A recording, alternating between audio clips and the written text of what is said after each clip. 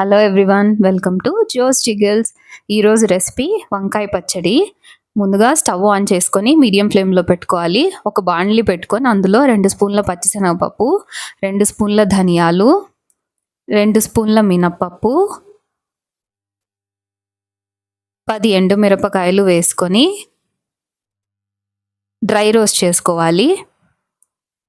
ఇలా కలుపుతూ ఉండాలి, లేకపోతే మాడిపోతుంది.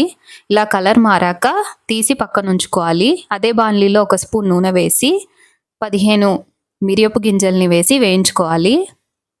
అవి తీసి పక్కన ఉంచుకోవాలి. ఇప్పుడు అదే బాణలిలో ఇంకో 2 స్పూన్ల నూనె వేసుకొని అందులో సన్నగా తరిగి పెట్టుకున్న వంకాయ ముక్కల్ని వేసుకోవాలి.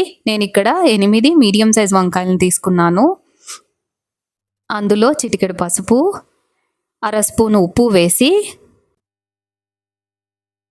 అన్నీ బాగా కలుపుకొని మూత పెట్టుకొని మగ్గించుకోవాలండి.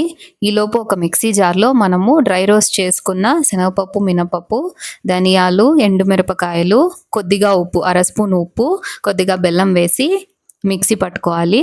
అందులో నానబెట్టుకున్న చింతపండు, వంకాయ ముక్కల్ని వేసి కచ్చాపచ్చాగా మిక్సీ చేసుకోవాలి. తర్వాత ఒక చిన్న పాన్ తీసుకొని అందులో నూనె, తిరగవాత గింజలు, ఎండుమిరపకాయలు, కరివేపాకు, ఇంగువ వేసి తిరగవాత సిద్ధం చేసుకోవాలి.